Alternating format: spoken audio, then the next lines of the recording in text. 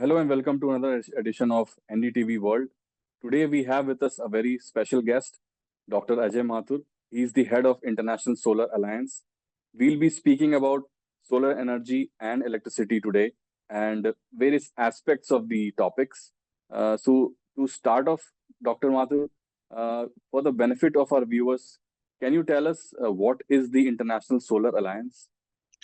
The International Solar Alliance is a international treaty-based organization with 120 member countries. Uh, of these 120 member countries, we work with them to make solar energy as their energy source of choice. What we have seen in the past few years is that while the solar energy sector has been receiving a lot of investment, this has largely been in the OECD countries, China, and a few large emerging countries like India, Brazil, Indonesia. The rest of the world, solar is not taking off. And our goal is to make sure that solar flies across the world. Okay. It is important to keep the momentum going in the developed countries, but it is also important to look at these developing countries where nothing is happening so far. Dr. Mata, you spoke about certain hurdles to this objective, this global objective of solar electricity. So, can you tell us what are the objectives of the alliance and what are the aims that it has achieved in the recent past and what it wishes to fulfill in the near future? So, one of the things that we found was that in most of the countries, the entire investment in the electricity generation sector has been done by the governments. Now, renewables needs a lot of money, including solar.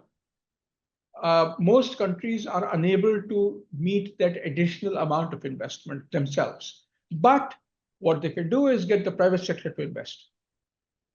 And therefore, what we are doing is creating the regulations, helping hold their hands while they rewrite the regulations to get the private sector in, rewrite the regulations to get the power purchase agreement so that they would pay for the electricity rather than for the investment, and build up the local capacity that is needed to both design and operate these power plants. That is the vast bulk of our work. But at the same time, we also work on issues related to manufacturing. So we want to geographically diversify the manufacturing base, which will occur as much in the developed countries as in the developing countries. We want to work on making sure the solar mini grids become the source of providing universal energy access to all people instead of the grid extension alone being the choice. So we work on a range of things, but all of it is about facilitating countries to make sure that solar becomes the energy source of choice. Dr. Mathur, there are a few arguments that suggest that solar makes up for the best energy source in the near future. What are your comments on that, considering the fact that there are other arguments that suggest that it could also open some economic possibilities? This is absolutely correct because today the amount of solar energy, first of all, the availability of solar energy. So the solar energy which falls on the earth, entire earth in about 10 minutes is enough to power the entire world for a day. So this is great, but what we need to do is to use it. The second issue is how do you ensure that the monies flow? We talked of the fact that there is money flow, but there's no money flow going into the developing countries. So we, as the International Solar Alliance, want to create a global solar facility to help guarantee, not we won't invest, but guarantee the private sector companies to invest in small scale solar, that means non-grid connected solar in Africa. We at the same time want to identify and help the startups in the solar area. Last year, we identified 20 startups in Africa. This year, we identified 20 startups in the Asia Pacific region and 10 in India. So these are the guys who we support to get resources so that they can grow. These are the guys we support to create the technology bridges so that they provide you and I with the best technologies. And these are the guys who we support to help create the brand images that are necessary. Because some of these guys you would like to become the Amazons of tomorrow, providing solar products and services to Africa and the rest of the world. Dr. Mathur, I would like to ask you how solar has the potential to improve women's life in small island developing nations and least developed countries. The great advantage of solar is that it can be used at the user end, as opposed to digging coal, making a coal power station, setting up huge lines. This means that women can get good jobs out of both managing as well as using solar energy. We have seen, for example, in the island states that you spoke about, we have seen that women's groups are they're at the front as far as managing these solar plants are concerned. They are at the front as far as using, for example, solar home systems or solar lanterns are concerned. We see that this can completely change the lives of people.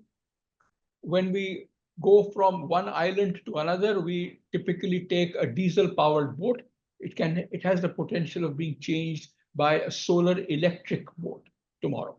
So all in all, we see a huge potential for the replacing the imported and so therefore expensive fuel by local fuel, which is solar energy. We see a huge advantage of using local people, the women particularly, in developing this resource. Some suggest that solar energy should be the number one source of electricity for the whole world. But on the other hand, there are arguments that suggest that it could be really expensive to do such an objective.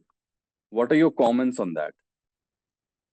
Today, solar electricity is the cheapest form of electricity, especially when the sun is shining. But even when the sun is not shining, solar plus battery storage makes these applications to be cost effective in almost every application that you can think of, especially in countries like India. Now, the challenge is that even though the solar electricity is cheaper, the investment in solar is expensive. Now, you and I don't invest in making a power station. And therefore, getting a third party to invest makes great sense. The government of India has launched a huge rooftop solar program, the Pradhan Mantri Surya Ghar Yojana, which provides subsidies, incentives for people to set up solar panels on their house and therefore a lot of state governments have also done that. Exactly. But the key issue is that you've got a national portal. You can put on it where you want to do. They will come and do a study, and then you'll get a list of people who can actually install these as well. That makes a huge difference. It also makes it possible for local banks to provide loans for this to occur. So all in all, I think with solar electricity becoming cost effective, we are foreseeing a change in the dynamics at which solar energy is adopted. And this will occur in the large countries like India, but it then will occur everywhere else. When do you think solar electricity would dominate the whole world? Right now, it's not the case. When do you think in the near future or in the far away future is it possible? You know, as far as India is concerned, in the first 5 or 6 months of this year, we saw 4 tenders in which the price of solar plus wind plus battery, renewable electricity round the clock, was cheaper than new coal-based power plants. This tells me that if we can get the land in order, there's adequate land for me to install a solar plant. If we can get the transmission lines in order, that I can transport the electricity from where it is generated to where it is needed, and I can get the initial money. As I said, it costs more even though the electricity cost is less.